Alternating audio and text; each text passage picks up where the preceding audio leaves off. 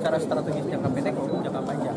Kalau misalkan ternyata ini terlalu tinggi diturunkan, kita harus lihat kalau diturunkan berarti kan berapa masyarakat yang membeli itu. Kalau masyarakat yang membeli itu pemerintah dapat dari PPN ya kan, udah pasti satu. Kemudian dari operator juga pemerintah dapat PNBP maupun pajak juga. Jadi kita harus melihatnya secara holistik keseluruhan gitu loh mengenai itu. Tapi untuk device smartphone ke depan tuh memang harus diproduksi di sini, Pak. Dalam arti harus dibuat pabrik ataukah di order ke pihak pabrik? Kan harusnya yang diproduksi di sini dapat insentif gitu aja dong. Kita kan namanya teknologi berubah cepat. Indonesia itu bukan we are not inventing the technology kan gitu loh. Tapi kita bisa memproduksi sebetulnya di sini. Itu yang kita encourage semuanya untuk memproduksi di Indonesia. Pemerintah dapat berapa Pak dari operator? Kenapa? Pemerintah dapat berapa dari operator? Saat ini? Untuk yang belum. menyewa itunya sudah ditentukan? Enggak. Karena kan kita ini 4G ini, LTE ini teknologi netral. Jadi sebetulnya pemerintah sudah mendapatkan pendapatan PNBP dari frekuensi berdasarkan bandwidth yang digunakan oleh operator. Itu ada, angkanya saya nggak bawa ya, tapi triliunan yang berjalan saat ini. Tapi dengan perubahan 4G ini sebetulnya tidak berubah signifikan gitu loh. Yang akan berubah adalah bukan PNBP-nya, tapi yang berubah bandwidth ya.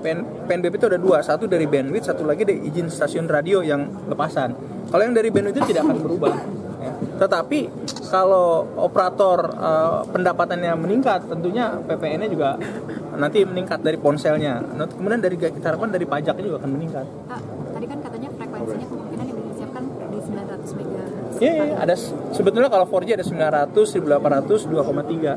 Nah, sekarang kita coba 900 dulu. Itu tadi katanya pertengahan 2015 tepatnya bulan apa? Bukan. 2014 ini akhir ini bulan depan kita coba launch. Tetapi ini tidak akan bisa cepat. Kita harus juga manage ekspektasi masyarakat. Ya, karena perlu kesiapan ekosistem. Handsetnya tadi kan disampaikan oleh Pak Alex. Handsetnya siapnya kapan? Kenapa kita harus manage ekspektasi masyarakat? Jangan sampai nanti seolah-olah ini 4G udah ada di mana-mana.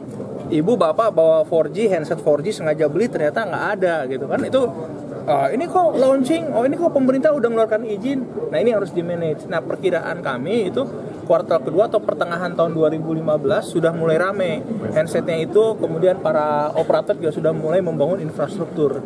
Nah, ini loh seperti begini. Pak, pertanyaan terakhir Pak, yang kasus yang di Ruti M itu Pak, kan katanya kan sudah dinyatakan tidak bersalah. Apakah dari pemerintah sendiri akan meminta keputusan dari Presiden seperti melakukan amnesti atau? Ya, Pak Indar ini sedang berproses, ya, kasasinya sudah selesai.